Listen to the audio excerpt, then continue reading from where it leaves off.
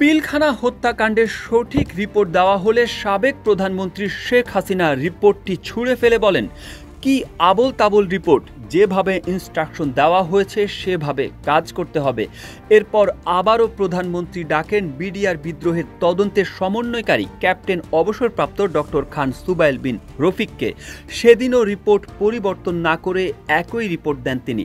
Report দেওয়ার পর জিজ্ঞাসা করা হয়, হাউ ডেয়ার ইউ আর। জবাবে তিনি বলেছিলেন, আমার ভাইয়ের রক্তের সঙ্গে বেইমানি করতে পারবো না। এরপর রফিককে পিলখানা থেকে তুলে নেওয়া হয়, ৩৬১ দিন ডিজিএফআইতে রাখা হয়। সেখান থেকেই আয়নাঘরের শুরু। ৫ বছর অন্তরীণ থাকার পর ছাড়া পেলেও আর দেশে থাকতে পারেননি।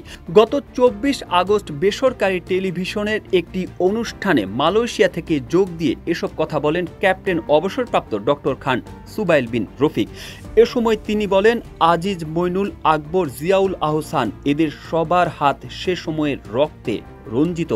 আর পুরো ঘটনার মাস্টার মাইন্ড ছিলেন তারিক আহমেদ সিদ্দিক। এই মেজর জেনারেল অবসরপ্রাপ্ত তারিক আহমেদ সিদ্দিক সাবেক প্রধানমন্ত্রী শেখ হাসিনার নিরাপত্তা উপদেষ্টা ছিলেন। কেউ না বুঝলেও আমরা আপনার প্রয়োজন বুঝি, আর তাই তো অত্যাধুনিক ফিচার সম্বলিত বিভিন্ন সাইজ আর কালারের ২৫০টিরও বেশি ডিজাইন অপশন নিয়ে ওয়ালটন স্মার্ট ফ্রিজ বোঝে আপনার প্রয়োজন। ২০০৯ সালের ২৫ ফেব্রুয়ারি সূচনা হয় বিডিআর বিদ্রোহ নামে বাংলাদেশের ইতিহাসের এক কলঙ্কজনক অধ্যায়ের।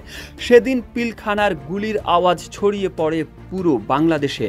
টেলিভিশন সেটের সামনে বসা অনেকেই সেদিন প্রার্থনা করে বলেছিলেন, হে আল্লাহ, আমাদের সেনা সদস্যদের মুক্ত করো, তাদের জীবিত ফেরত দাও। কিন্তু নির্দয় জওয়ানরা একে একে বুক ঝাঁঝরা করে হত্যা করেন ৫৭ জন সেনা সদস্যকে। ২৫ ও ২৬ ফেব্রুয়ারি চলা এই বিদ্রোহে মোট ৭৪ জন প্রাণ হারান। নির্মম সেই হত্যাকাণ্ডের ১৫ বছর পর সাবেক ক্যাপ্টেন অবসরপ্রাপ্ত ডক্টর খান সুবাইল বিন রফিক জানালেন, পিলখানা হত্যাকাণ্ড বিডিআর বিদ্রোহ ছিল না, এটা ছিল পরিকল্পিত হত্যাকাণ্ড।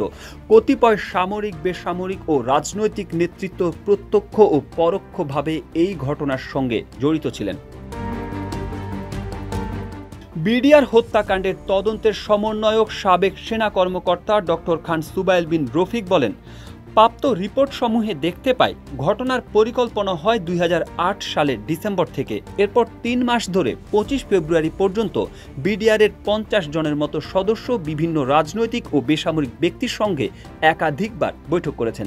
বিভিন্ন গোয়েন্দা সংস্থা এসব তথ্য জানতে পারেনি, এটা সম্পূর্ণ অসত্য জেনেও তারা গোপন করেছিল। আওয়ামী লীগের একজন সাবেক এমপি প্রতি শুক্রবার পিলখানা মসজিদে জুমা পড়তে যেতেন। নামাজের পর তিনি সেখানে ১ থেকে ১.৫ ঘন্টা বিডিআরের সৈনিকদের সঙ্গে মিটিং করতেন। পরে তার বাসায়ও একাধিক মিটিং হয়। সেসব মিটিংয়ে আওয়ামী লীগের আরেকজন সাবেক এমপি থাকতেন। মিটিংয়ে বিডিআরের সৈনিকদের উদ্দেশ্যে সাবেক এক এমপি বলেছিলেন, বেশি মারার দরকার নেই, ২-৩ জন অফিসার মেরে ফেললেই হয়, বাকিটা আমরা দেখব। এই দুই সাবেক এমপি হলেন ফজলে নূর তাপস ও জাহাঙ্গীর কবির নানক। ঘটনাবলীর বর্ণনায় ক্যাপ্টেন অবসরপ্রাপ্ত ডক্টর খান সুবাইল বিন রফিক বলেন, তদন্ত কাজে মইনুল ইসলাম ও আজিজ আহমেদ সহযোগিতা করতে না, বরং সুনির্দিষ্টভাবে বাধা দেওয়ার চেষ্টা করেছেন। এখানে একটা গুরুত্বপূর্ণ তথ্য দিতে চাই। ২০০৯ সালের সেপ্টেম্বরে বিডিআরের ৩ জন পিলখানার ভেতরে আত্মহত্যা করেন। তবে আদৌ তারা আত্মহত্যা করেছিলেন কিনা সেটি তদন্ত হয়নি। এই ৩ জন ঘটনার গুরুত্বপূর্ণ সাক্ষী ছিলেন।